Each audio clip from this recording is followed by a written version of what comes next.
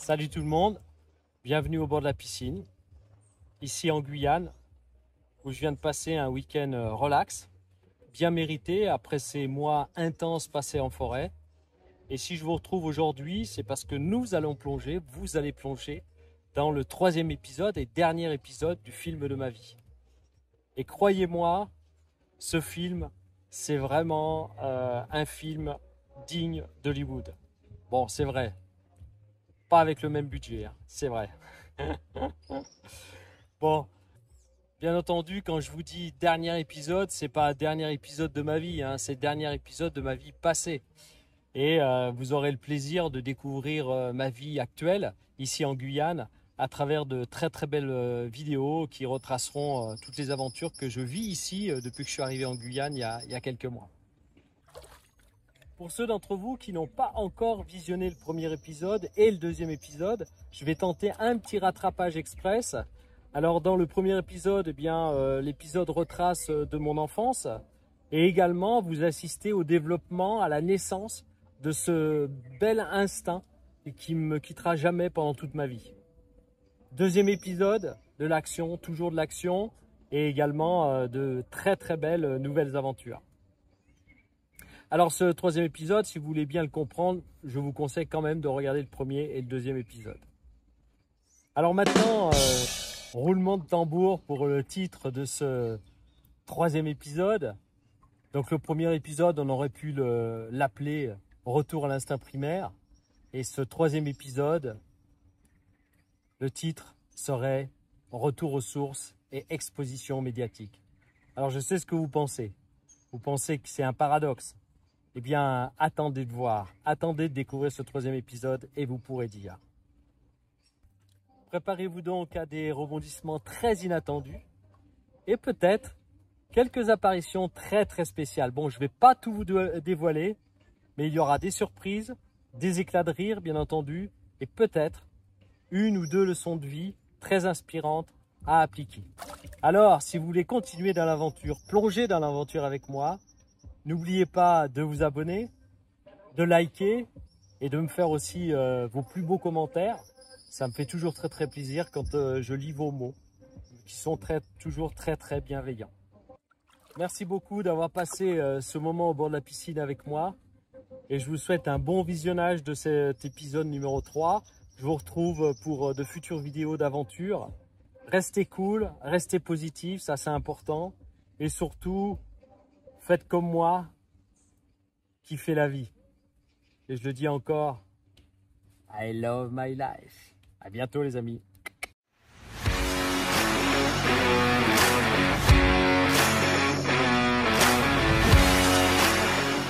Et voilà, comme toutes les bonnes choses ont une fin, me voilà de retour après cette merveilleuse aventure au Zimbabwe.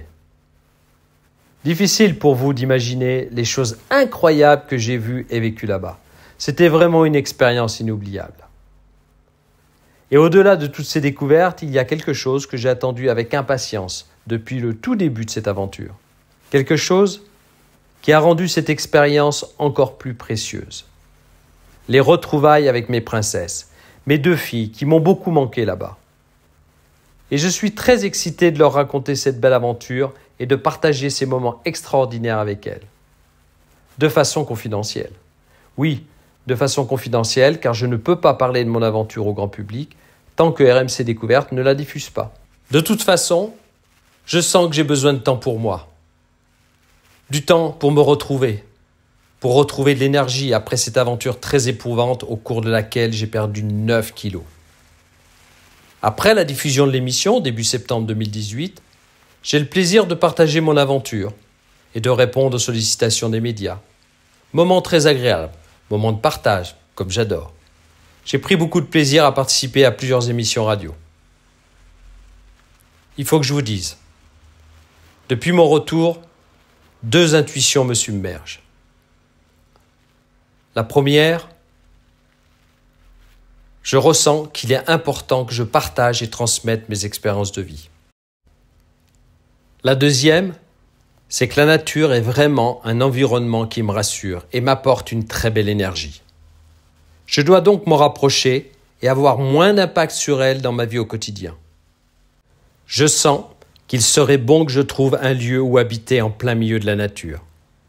Je me sens en sécurité dans la nature. Et comme, depuis le début de ma vie, je lâche prise et fais confiance à mon instinct et à mon intuition. Et à l'univers, bien entendu, qui, lui, m'écoute, conspire pour moi, j'en suis certain. Dans une parfaite synchronicité, fin 2018, le patron d'une web radio locale me propose une émission d'1 heure par semaine sur le bien-être. Top! Je vais pouvoir partager mes expériences et transmettre mes connaissances. J'accepte et me lance dans l'aventure. En parallèle de tout cela, toujours dans un esprit de transmission et d'aide, j'accepte de coacher et de donner des conseils en nutrition dans une association sportive de Nice. Ensuite, je fais une petite apparition dans le film Taxi 5, un tournage très agréable sur un yacht pendant 5 jours avec tous les acteurs principaux. Vraiment sympa. En début 2019, j'ai le plaisir d'être sollicité par l'équipe de TPNP pour participer à une émission intitulée « Les sosies des chroniqueurs ». J'arrive sur le plateau, j'apparais en direct et je viens pour être le sosie de Jean-Michel Maire. Temps de présence prévu, 2 minutes. Et au final, je reste à l'antenne pendant 10 minutes. Mais quelle rigolade! Je me suis vraiment bien amusé et c'était une très belle expérience du direct et de l'improvisation. Bien sûr, apprendre au 2e degré. Et s'en suivit 3 autres apparitions juste pour le fun. Oui, vraiment pour le fun. Rien de plus. J'y suis allé pour m'amuser et je me suis bien amusé.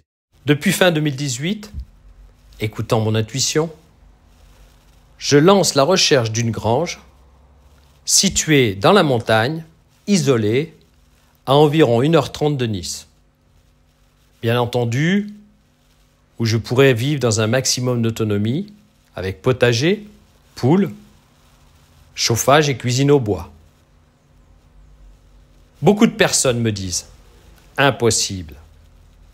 Et bien entendu, comme à mon habitude, je fais confiance à l'univers. Et je continue mes recherches. Tout début 2020, la production du dernier documentaire « Retour à l'instinct primaire » me contacte pour participer à une nouvelle émission, version XXL cette fois-ci. Et ce sera 1 mois, avec le même concept que la dernière fois. Je dis OK immédiatement et me prépare physiquement et mentalement. Départ prévu le 3 avril 2020 pour une destination inconnue. Et bim, le Covid arrive. Le pays est confiné le 16 mars. Impossible de partir pour le tournage. Vous connaissez ma philosophie de vie. Si quelque chose ne se passe pas comme prévu, c'est que quelque chose de plus beau nous attend. Et, dans une parfaite synchronicité, fin mars 2020, grâce à mon ami Jean-Jérôme, on me propose une grange à la commune d'Isola-Village. Elle correspond en tout point à ma recherche. Et oui, encore une fois, merci l'univers. Merci Jean-Jérôme. 26 mars, c'est parti pour la visite de la grange. Après avoir trouvé le chemin de la grange, chemin encore un peu enneigé, je visite la grange seul, Covid oblige. Et je ne visite que l'extérieur. Je m'y vois déjà. Je m'y sens bien. Et cerise sur le gâteau, lors de la visite, je suis accueilli par une maman chamois. Nous nous sommes fixés longuement. La grange est inhabitée depuis de nombreuses années, plus de 10 ans je crois. Tout est à l'abandon. Il y a une petite grange, l'habitation principale, et une plus grande pour le stockage. À l'espace Narayana. Je dis OK à la propriétaire sans hésiter un instant. Début avril, je débute les travaux extérieurs, sans y habiter car c'est inhabitable, pas d'eau courante, pas d'électricité et l'entrée dans les lieux est prévue fin avril. Mon premier travail est de nettoyer et couper tous les végétaux qui encombrent l'accès à la maison. Ensuite, de créer une petite salle d'eau attenante à la maison, dans une petite cabane qui existe déjà. Salle d'eau avec lavabo et toilette sèche, Qui dit toilette sèche dit compost. Alors, je crée également le compost au fond du terrain, juste derrière le futur potager et à côté du futur poulailler. Fin avril, je fais l'état des lieux d'entrée dans la maison et m'installe de façon précaire pour y vivre. Je mets en place un petit groupe électrogène pour avoir de l'électricité pour les travaux. Et encore une fois, dans une parfaite synchronicité, la ville d'Isola ouvre l'eau d'irrigation. Et dans la foulée, j'installe une douche solaire extérieure. Mon ami Loulou le chien vient me rejoindre, le printemps est là, et je ressens une immense joie d'être dans ce lieu, avec cette si belle énergie. J'ai une forte pensée pour ceux qui sont à ce moment-là confinés dans leurs appartements. Tous les jours, je me discipline pour travailler au moins 5 heures. Et les travaux avancent super bien. Voilà la future salle multifonction. Donc j'ai démonté tout le plancher. Alors il faut savoir qu'ici, j'ai une photo d'ailleurs avant, c'était plein de foin. Les travaux principaux sont la réfection et l'isolation totale du toit, qui a été malheureusement détruit par les Loirs, l'aménagement et l'ameublement de l'intérieur, l'objectif étant de réaliser les principaux travaux pour vivre assez confortablement avant l'arrivée de l'hiver, qui va venir très vite ici. Construction d'un poulailler, débuter le potager pour tester certains légumes, couper du bois, beaucoup de bois, pour le mettre à sécher pendant 1 an minimum. Cet hiver, j'utilise les stères de bois qu'un très bon ami Jean-Pierre m'a très gentiment donné. D'ailleurs, je dois aller le chercher ce bois. Petit à petit, la vie s'organise à l'espace Narayana. Oui, c'est comme ça que j'ai baptisé cet endroit. La vie est paisible ici, sereine. Ponctuée de moments de repos, bien entendu. Les poules arrivent avant l'été. Cela fait un peu plus d'animation. Et avant l'été, mes objectifs de travaux sont largement atteints. Alors, je décide d'aménager un petit peu la grande grange pour pouvoir accueillir des groupes d'amis, puisque ce lieu se doit d'être un lieu de partage, d'échange et de convivialité. L'été fait son apparition et le lieu devient de plus en plus magique. De magnifiques couleurs, une température super agréable, une nature resplendissante. Les poules pondent, le potager produit des légumes incroyables. Qu'est-ce que je suis bien ici. La vie est douce. J'ai moins de travaux urgents à réaliser, alors je profite de la montagne et fais quelques balades avec mon loulou. Nous sommes inséparables. Et arrive le moment des visites, de mes filles, de mes amis. Le premier visiteur, Jean-Jérôme, ce très bon ami qui m'a permis de trouver cette grange, que je remercie encore 1000 fois ici. Ce jour-là, nous faisons une super rando, avec Loulou bien entendu. Puis vint la magnifique surprise de ma fille Angélique, qui est venue avec sa fille Elena, ma petite fille. Nous avons passé une merveilleuse journée ici. Ensuite, mon pote Patrick, qui a la gentillesse de passer 1 semaine avec moi pour couper du bois pour l'hiver. On a beaucoup travaillé. Et on a beaucoup échangé, beaucoup philosophé. Devant notre petit rituel du soir, un petit apéro, assis, devant le coucher du soleil qui disparaît derrière la montagne. Moment magnifique, inoubliable. Puis c'est le moment de recevoir des groupes d'amis, avec à leur tête mon très bon ami François. Au programme de belles randos, toujours en présence de mon loulou.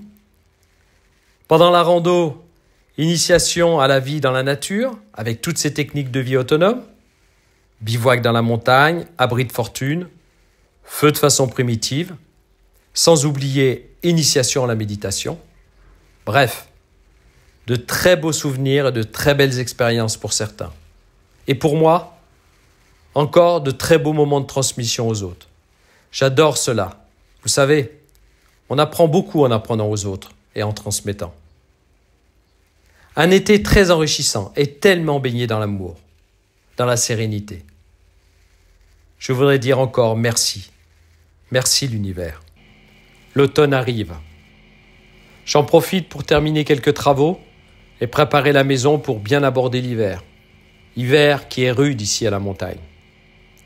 Mi-novembre, la neige tombe déjà en grande quantité. L'eau est coupée dans la grange pour cause de gel.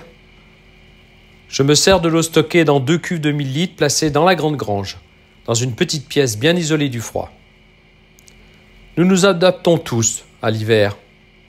La vie est calme, paisible, au coin du petit poêle. Le loup adore la neige. Les poules, elles, un peu moins. Au fil des saisons, la vie s'écoule, paisible, ici dans cet endroit magique.